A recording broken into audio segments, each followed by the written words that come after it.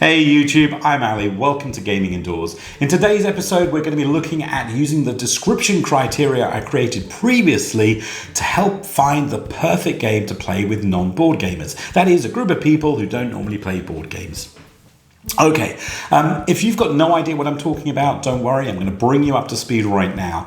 What I've done is taken those three little icons you get on the back of a box and I've expanded upon them. And I've done that so that I get a better description of the kind of game that I'm about to play. And that helps me determine whether I'm going to enjoy it or not. So I can avoid it or choose something else. Now, if you want to understand what this criteria looks like in some detail, that's okay. I've done a previous video like I mentioned, and I'll link to it here somewhere, probably, or there, I'm not sure. But if you just want a quick summary of what's going on, well, I can show you the criteria I've used here. There we go, that's the criteria, 9 little icons. And we're going to touch upon each of those as we go through this. So even if you haven't seen my previous video, don't worry, we're going to go through it. I'll explain everything as we journey on through.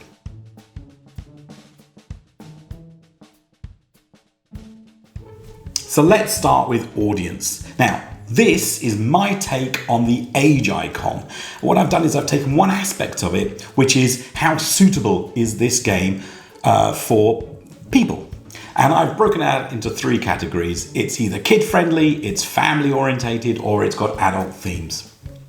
When it comes to determining what game you want for people playing with people who aren't board gamers, this is totally up to you. Personally, I've always gone for family-orientated games rather than adult-themed games. Even if I know my friends really well, I tend to shy away from the adult-oriented games and stick with family-friendly ones. Maybe with the exception of Cards Against Humanity, possibly.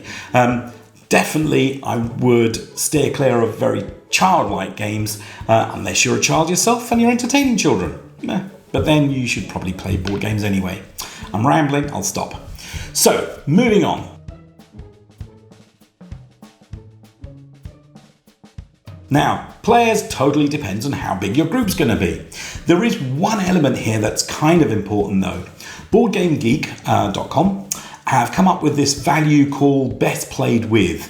And that means if a game's designed to be played between, say, 4 and 6 people, they've given a value, or they've asked the audience, the viewers, the users, there we go, to come up with a value that they think is right. So this game is best played with X number. And what you want to do is that number you want to match with your group size. So if you and your friends make a group of 6, then you're looking for a game that plays best with 6 players. Even though it could play with 4 players or it could play with 10 players, you're looking for games that play best with however many people you got in the group. Simple.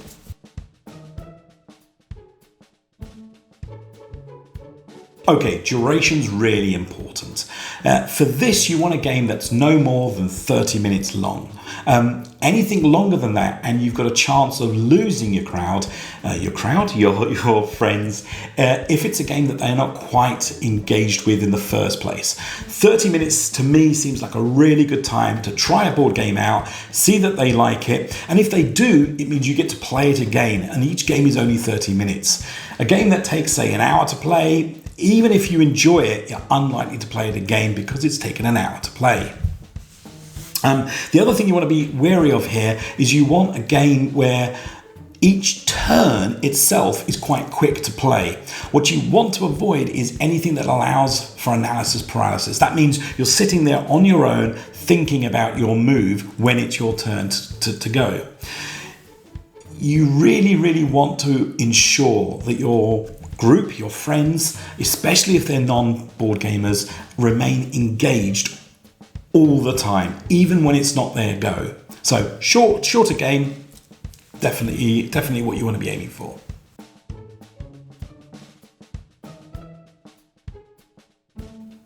Type of game. Now this is just my take on whether a game is a board game, a dice game, or a card game. And actually, for playing with non-board gamers, it kind of doesn't matter. Again, experience tells me I've tended to shy away from dice-heavy games because they tend to have more luck elements, and we'll come on to that in a minute. But usually a board game or a card game, perfect.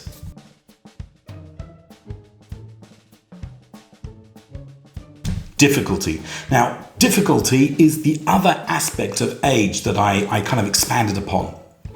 And now again, what I've got here is 3 ratings. I've got something that's easy, I've got something that's sort of average, and I've got something that's difficult.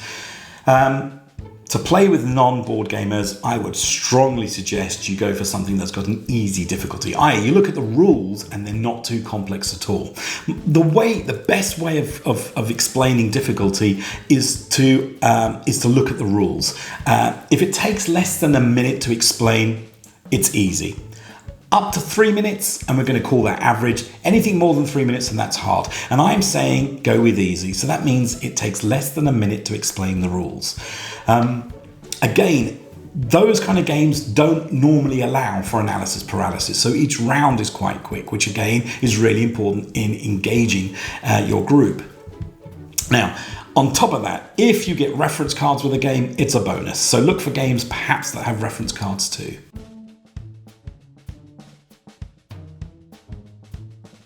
Skill v luck. Skill v luck is something that I was thinking about for a long time. And I realize it's a really important criteria in what I use to choose whether a game is suitable. So, games are either luck-based, or they're skill-based, or they're a mix of the two. A good traditional example of a skill-only game is something like drafts or chess. And the reason they're not great, especially for non-board gamers, is that if you're good at the game, you're going to win even before you start playing. You know who's going to win because you're really skillful and there's no element of luck. Conversely, if it's a luck-only game like Snakes and Ladders or Chutes and Ladders, where you just roll a dice and then you happen to move that many spaces, there's no degree of strategy at all. Again, it's not very engaging, something to avoid. What you're looking for is something that has a balance of both skill and luck. And thankfully, nowadays, most games come with that. In fact, if I just think about it for a second, I would say that this element is so important. It's probably the number one reason that people generally have turned their noses up at board games previously. It's because they think it's all luck-based or it's all skill-based. And you're going to prove them wrong by choosing something that's balanced. Oh, there is one small change to that, and that is that generally I have found if your audience, if the group you're playing with is slightly older, you might want to tend to a slightly more skill-based game. And if they're slightly younger, or if they're a family with kids, then you probably want to go with something that's slightly more luck-based, just to even things out.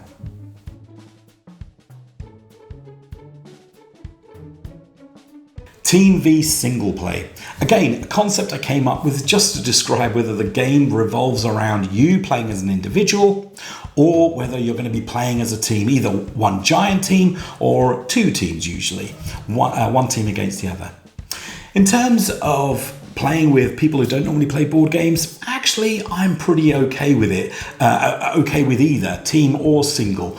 I have found that playing team-based games is pretty good if you've got a group that are generally quiet. This is going to sound terrible, but very often when I have friends over and they bring their other halves, they may not be that engaged in what we're doing. They tend to be quiet. A team game is perfect in that instance because they kind of rely a little bit more on their other halves to play the game, and then they chip in when they want to. They're still engaged, they're still playing, but they've got that kind of comfort blanket of having someone else take some of the decisions. Got to be careful of that, by the way. Don't let anyone take all of the decisions, otherwise it saps the joy out of the game. Again, I'm digressing. Let's go on to interactions.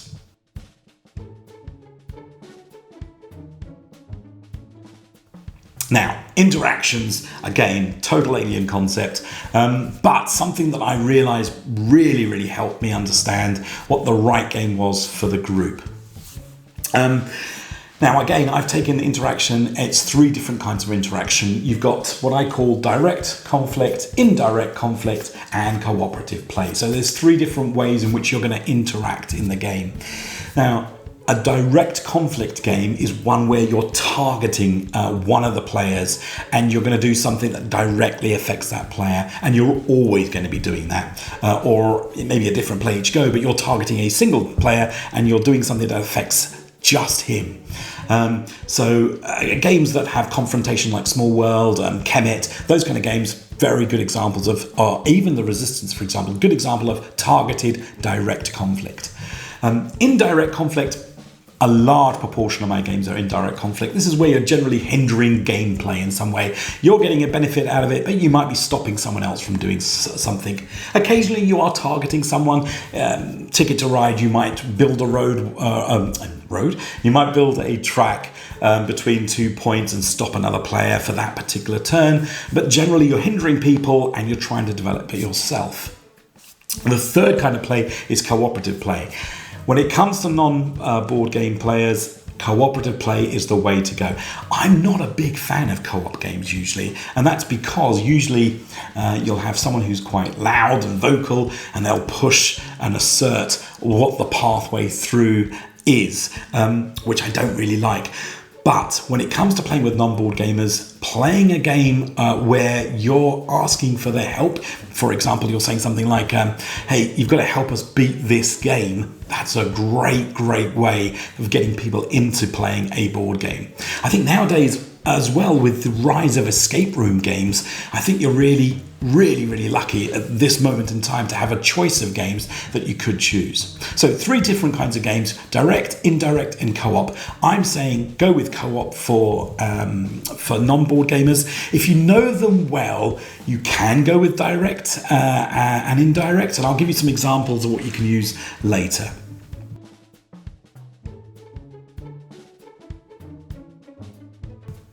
Okay, on to mechanics.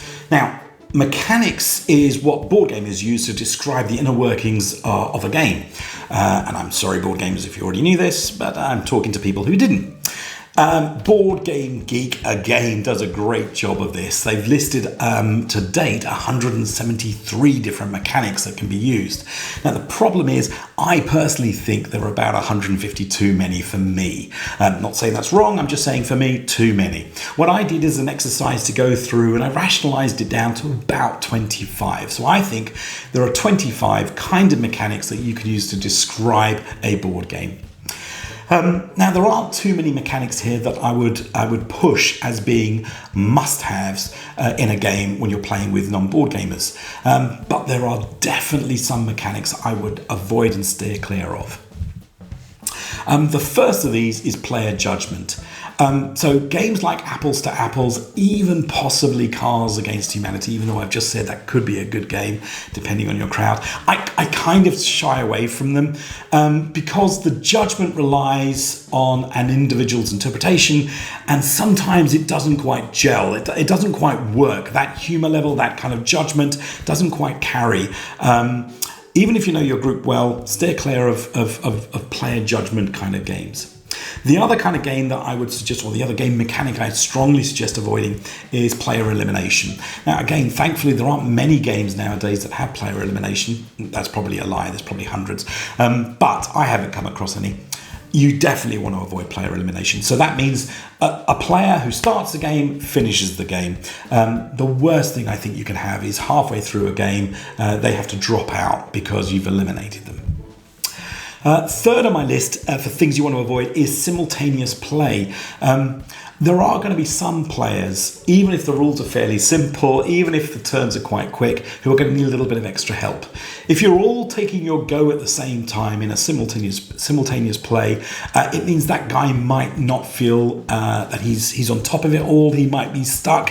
He'll be at a disadvantage. You want to be able to take time out as the host and help them out. So avoid simultaneous play. I would also probably be cautious with variable player powers too. So that means if one player has the ability to do, I don't know, X, Y, and Z, and the other player doesn't, because they've got a special card, probably want to avoid that unless everyone has an equal opportunity to get those cards. So I'm not talking about something like Munchkin where, I've got the ability to do X because I've now got this card and you haven't, because they also have a chance of getting that card or a card similar to it. But there are some games that are asymmetrical, is I think the word that's used. Try to avoid those for the first board game you're going to play with a non-board gamer. And finally on my list of things just to be cautious of is probably games that use a lot of acting or singing. Again, it kind of changes the dynamic a bit if you've got a lot of acting or a lot of singing. And also it kind of undermines how good the board game could be. Oh, that sounds terrible. But people seem, in my experience at least, people seem to link games with lots of acting or singing or even storytelling back to kind of games like charades, and they don't quite see the beauty that could happen in a really well built board game.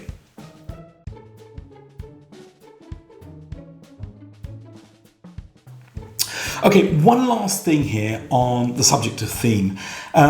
Now, you might have friends who are fans of a video game or a TV or a Netflix show that has now got a board game out associated with it. And they might be really excited, and you might be really excited to engage with them with that board game. Well, just beware. I've done this, it doesn't work. Because these games usually fall into two categories. They're either really simple, they're kind of, two-dimensional, very low skill kind of games, or they are the absolute reverse, and they've got quite a lot of difficult to grasp rules for newbies, and they can take us apparently a staggeringly long time to play.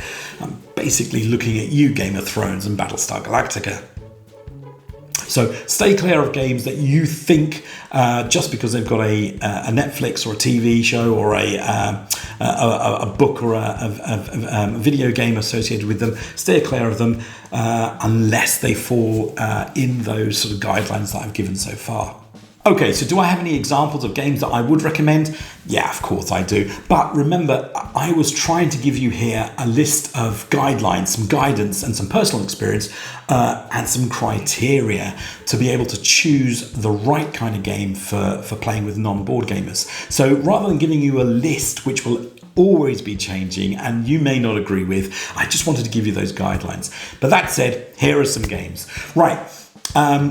If you know your friends really well and you feel that a direct conflict interaction game would suit, then you can't really fail with the Resistance, I think, or Avalon. This is a great game. It's very quick to set up, very simple rules. There's usually a couple of blank faces when you go around the first time with the voting bit of it, but actually it's quick. And what I really like about it is people tend to start becoming more vocal as the game goes on, which really shows a level of engagement, which I absolutely love. The only thing you have to be slightly cautious of, again, if you're playing with non-board gamers, is that you don't want that analysis paralysis. You don't want to spend too long waiting around to find the right answer. So you want to move things along a bit, and that's your job as host, but a great choice for direct conflict interaction. Indirect interaction games, there's hundreds of them. I'm going to choose Splendor simply because that's the game I go grab. It's my go-to go grab game. It's a kind of abstract theme. I know it's based on jewelry and sort of jewel makers and whatnot, but actually it's abstract enough to appeal to those level of people who, at my age at least, think maybe they're a little above board games, which are quite childish, but this is a great game to bring out. It's a great puzzle kind of game. Not really a puzzle game, but it's the perspective is that it's a puzzle game when you first see it. The point is it's very quick to explain. There's some good levels of skill involved, and I think there are a couple of pathways here to win as well. So Splendor, definitely a good solid choice. And then finally, cooperative play. Two choices here that I normally go with, either Pandemic or the one I favour is actually Forbidden Island. Nice simple game, and Forbidden Island, I've been playing that with my kids since we're very young. They still play it now at the age of 20 and something with new friends. It's a great game. It's very simple. It's very colourful. It's a little less harsh than Pandemic, which has got the whole virus stream thing is a little bit maybe adult themed. Probably not. But anyway, Forbidden Island, great game. That's my choice for cooperative play. And again, I'm going to push the fact that cooperative play really is my choice of play for playing with people that don't normally play board games. Okay, that's me done, guys. Short video, I hope, but I hope I've been able to explain what to look for when it comes to choosing a board game to play with non-board gamers. I guess really I'm looking for comments and feedback here. Maybe I didn't quite hit the mark, and if I didn't, maybe you can correct me. Maybe you can give me some guidance yourselves. Let me know in the comments. If you've enjoyed the video though, please consider giving it a subscribe and a like. And until next time, see you later, guys.